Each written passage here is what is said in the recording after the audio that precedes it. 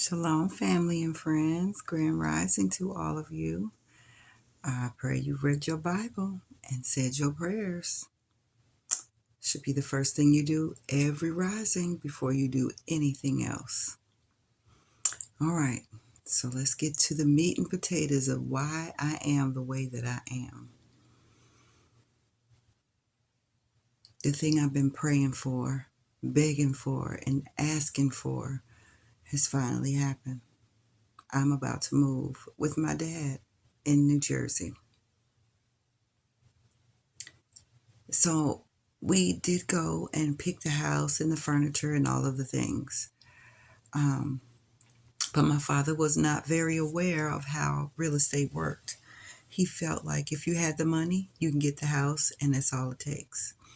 But it's more to that than just buying a house.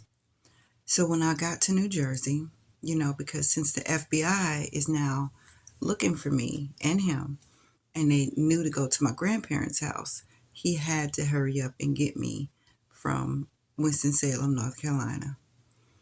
So he had a friend from work, and his friend from work was named Tom, and Tom had a house, and so Tom had an extra room, and it was a nice size room. So he let my dad rent the room until the house was prepared so that we can move into the house. So I don't care where I'm at. I'm with my dad, so it's all good. So in my mind, I'm thinking it's all about me. We get to go shopping and buy what I want. It's wherever I want to go, whatever I want to do, it's going to be all about me. Whew, finally, I get to be at peace. I was so happy and excited. Living with my grandparents was not bad. Living with Miss Mary, it was traumatic. Without Phyllis. With Phyllis. But without Phyllis, staying with Miss Mary was cool. But now, I'm getting to go to New Jersey and be with my dad. I can't wait. So he explains to me that we're going to be staying in Tom's house. So he takes me to Tom's house. He introduced me to Tom and Tom's girlfriend. Sweet lady, cannot remember her name. And I really wish I could, because she was very instrumental. She was a tough woman. So we go to Tom's house, and Tom had a big house, but it was like three families. He owned the whole home, and he had two tenants that lived upstairs. So we go, he shows me the room. It's one of those pocket doors where it slides back. And when he slid the door back, I don't know what I was expecting to see, but all I saw was a bed and thousands and thousands and thousands of boxes. They were just up to the ceiling, some of them. It was just like, and so he explained that like the big furniture was at a storage facility, but like the clothes and all of the other things were in these boxes. Because, like I told you, he loved to pack everything in boxes and tape them up with mountains and mountains of tape. So that's what the bedroom looked like.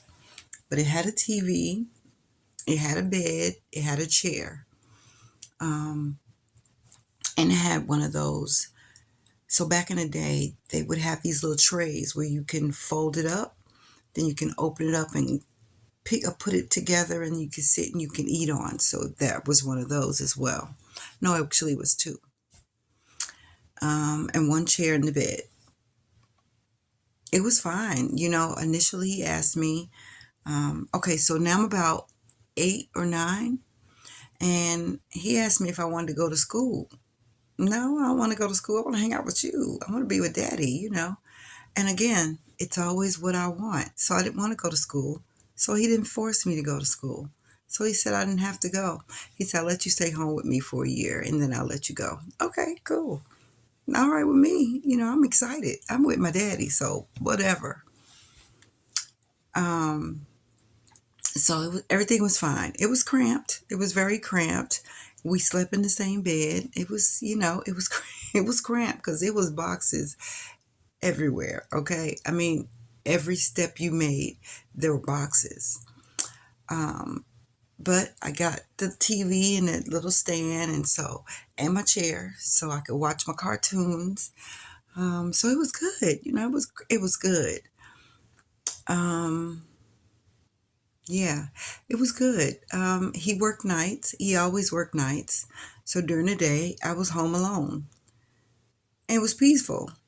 I'm used to being by myself. So it was good. I had something to eat. I had my TV. So I'm good. You know, he gave me the rules of the house that I am to stay in this room because this is not his house. Um, as far as the refrigerator, we had our own pitcher of water and we had any food would have his name on it.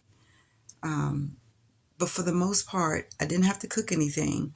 He would always prepare a meal for me before he went to work so that I can eat and, drink my water. So, again, everything is fine.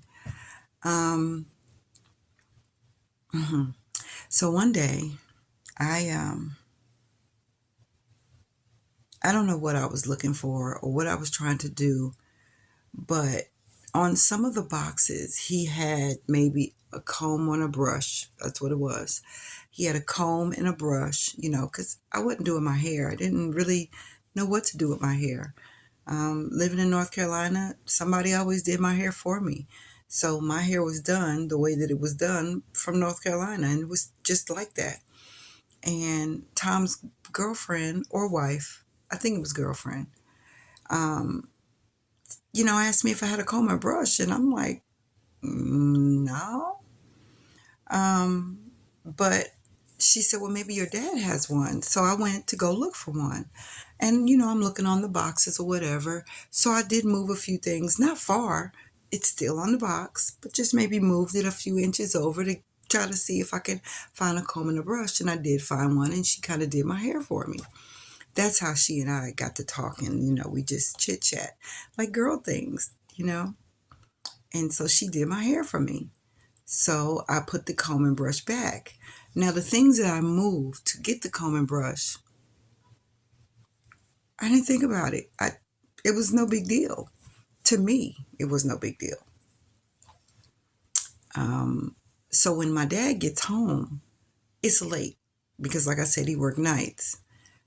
Excuse me. When my dad is getting come home, it's super early. I don't know what I was talking about. It's super early because he worked nights. So it's like 6:30, 7 o'clock in the morning when he gets home. Tom and his girlfriend are getting ready for work. Now, I'm not in school, so I'm just chilling. But so my dad, I don't know if he was looking for something or if he just noticed that this stuff was moved. So he asked me, now remember, I moved some stuff to get the comb and brush.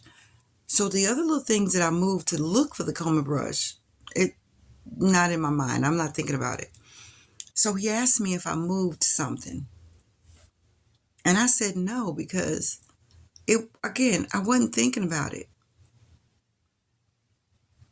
But he wouldn't let it go. Like, oh, this is not where I had it. This is not where it was at. You had to move this stuff. So when I get up, because I was really still in bed. So when I got up, I can tell his temper, it was, or not his temper, I could tell his attitude had changed. And it wasn't the type of attitude that I've seen from him before. So I'm getting up because I'm concerned. It kind of reminded me of that day when my granddaddy said for me to go wash the dishes. And I said, I'll do it in a minute. And he's up, and you could tell something was up with him, and he's pacing looking. It was kind of like that. So I get up, and I mean, he is dead set on, oh, okay, so if you didn't move it, then you let somebody in this room, because that was another thing. I wasn't allowed, that nobody was allowed in the room. And I'm like, no. So eventually it dawned on me that, oh, I moved it to get the comb and the brush. And then because she had tied my hair up and I took it off and I said, oh gosh, I can't remember her name, did my hair. That Tom's girlfriend did my hair. He didn't care nothing about my hair being done. He said, so why'd you lie to me? And I'm just looking because I'm confused because I wasn't really lying. I just didn't think about it because I was getting the comb and brush, and these little things that I moved to get to the comb and brush wasn't on my mind. Well, it was on his mind. The thing he said to me right then after that just threw me for a loop because I'd never heard it before. He said, you lying bee. Now, living in North Carolina, we went to church. We were always at church. I never heard curse words before. So I'm a lying bee. I don't know what that bee is, but it sure didn't feel right. And I'm just like, but I didn't, I'm trying to explain, like, I wasn't lying. I just didn't realize what you were talking about. I was trying to get the comb and the brush. And before I knew it, he had punched me in my face and knocked me into some boxes. He punched me hard. I mean, he punched me with all his might. And I'm just like, what in the world? So Tom and his girlfriend, I said they were getting ready for work. They heard me fall into the boxes, so they come running to the door. There's a latch on the door, so they couldn't just open it. But so they're knocking, and they're like, "Hey, is everything okay in there?" He said, "Yeah, she's all right. Everything's all right. She tripped over some boxes." Yeah, I tripped over it after you punched me in my face. So now I'm starting to cry, and he's getting ready to hit me again, but they were still at the door. He told me to shut up. So I'm crying. My eye hurts. I don't know what's wrong with it, but my eye hurts. Like, it hurts. I didn't realize my eye was swollen. I had a big black eye. And so he waited until Tom and his girlfriend left, and I'm just kind of holding my face, laying like on the floor, because I cannot believe this man. First of all, he called me a lying bee and punched me in my face. Man, I mean, he hit me so hard.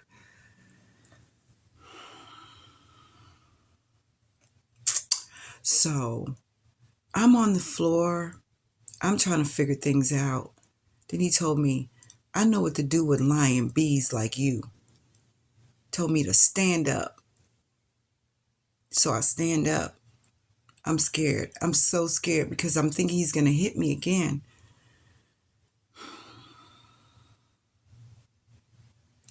And he says, stand on one leg. So I do. Now, I don't know if you've ever tried to stand on one leg, but I mean, you keep switching legs because it's hard to keep your balance.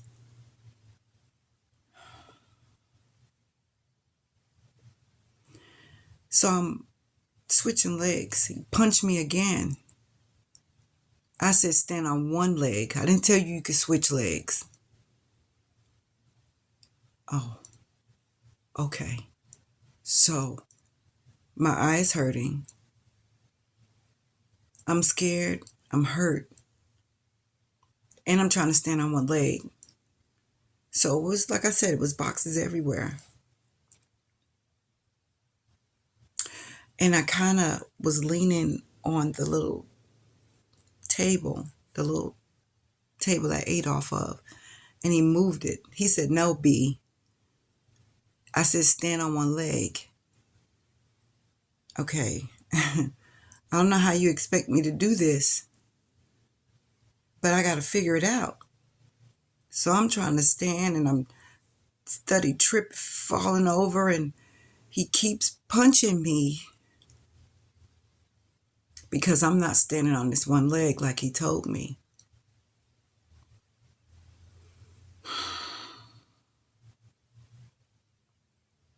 He literally moved boxes and everything out of the way so that I would have nothing to lean on. and I better stand on that one leg. He sat in that chair and he watched me.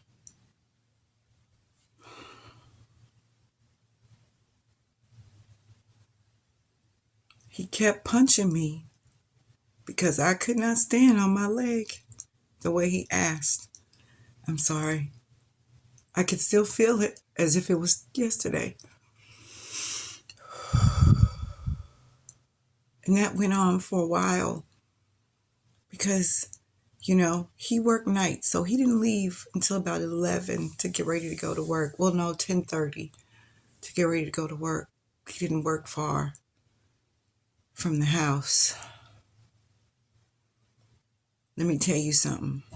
I learned real quick how to maneuver my leg so that I can stand on that one leg so he could quit punching me in my face. Because he kept punching me in my face where he's already hit me.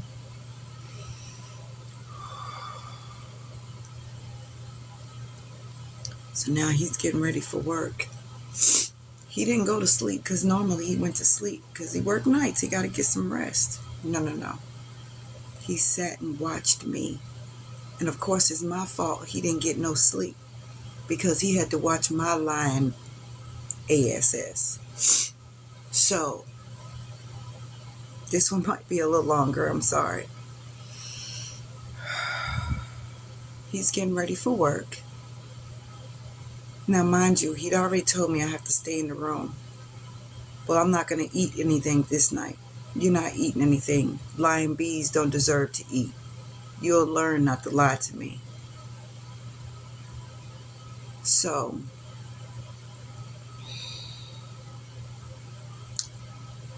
he gets ready for work, and I'm excited because now I get to get off my leg. I get to watch TV, and then I'll go to bed. He made the bed, and he made it in a certain way. Now, I didn't know that, but he made it in a certain way. He told me I'm not allowed to get in his bed. Lying bees don't deserve to lay down. He took the chair out of the room because I'm not allowed to sit in his chair. He unplugged the TV and he took the cord and did something with it and put a piece of paper in it to see if it moves, to know that I'm not to watch TV. And he told me, well, I know when I leave you're going to get off that one leg, but when I get back here in the morning you better be on it. So let me get this straight. You expect me to stay on my one leg all night and stay there until you get back in the morning? Okay. I don't know how that's supposed to work. Because I promise you, the minute you leave, I'm getting off this leg.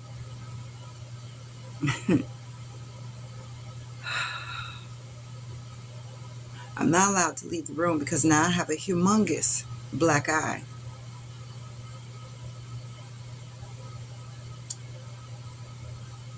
And he didn't want Tom and his girlfriend